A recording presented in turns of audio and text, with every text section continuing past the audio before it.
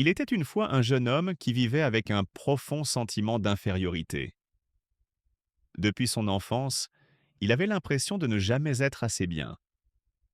Peu importe ce qu'il faisait, il pensait qu'il ne valait pas grand-chose, qu'il n'avait pas de place particulière dans ce monde. Les compliments glissèrent sur lui, tandis que la moindre critique s'imprimait dans son cœur comme une marque indélébile. Un jour, n'en pouvant plus de traîner cette douleur silencieuse, il décida d'aller rencontrer un vieux sage dont on parlait dans tout le village. On disait de lui qu'il avait l'art de révéler la vérité aux gens, même quand eux-mêmes ne voulaient pas la voir. Il parcourut un long chemin avant d'arriver chez le sage. Essoufflé, les yeux fatigués, il finit par murmurer ⁇ Maître, est-ce que ma vie a réellement de la valeur? Je ne me sens à la hauteur de rien. ⁇ Le sage l'observa longuement, comme s'il regardait au-delà de ses mots, au-delà de ses peurs.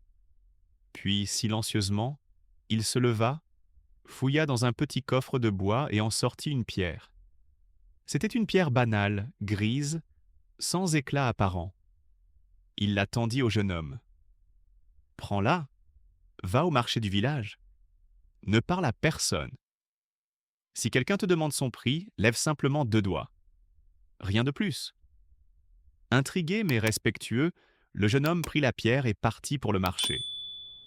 Au marché, le marché était bruyant, rempli de marchands criant leurs prix, de clients négociant, de senteurs et de couleurs partout.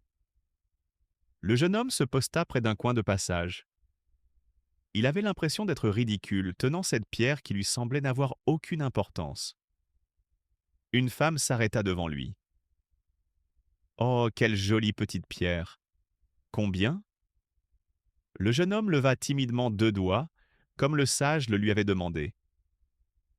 2 dollars? Je la prends. Le jeune homme écarquilla les yeux. 2 dollars? Pour ça? Il courut aussitôt raconter cela au sage. Le vieux maître sourit légèrement et dit Très bien. Deuxième étape? Va maintenant à la salle des ventes aux enchères. Montre la pierre et fais exactement la même chose. Lève 2 doigts, ne parle pas. Dans la salle des enchères. La salle était beaucoup plus élégante que le marché. Des gens bien habillés circulaient, des objets rares étaient exposés, et l'ambiance y était presque solennelle. Le jeune homme se sentait déplacé avec sa pierre simplissime. Un collectionneur âgé s'approcha, intrigué. Jeune homme, cette pierre, je n'en ai jamais vu comme celle-ci. Est-elle à vendre? Combien la vendez-vous? Le jeune homme leva 2 doigts. L'homme se redressa, surpris. 200 dollars? Je l'achète immédiatement. Le jeune homme manqua de lâcher la pierre. 200 dollars? Comment cela pouvait-il être possible? Il retourna trouver le sage en courant presque. Maître, quelqu'un voulait me donner 200 dollars pour la même pierre. Le sage hocha la tête comme si tout était parfaitement logique. Très bien. Dernière étape, va au centre commercial le plus prestigieux de la ville. Montre la pierre au bijoutier et ne dis rien. Lève simplement 2 doigts comme toujours. Au centre commercial luxueux. Le jeune homme arriva dans un endroit qu'il n'avait jamais vu auparavant.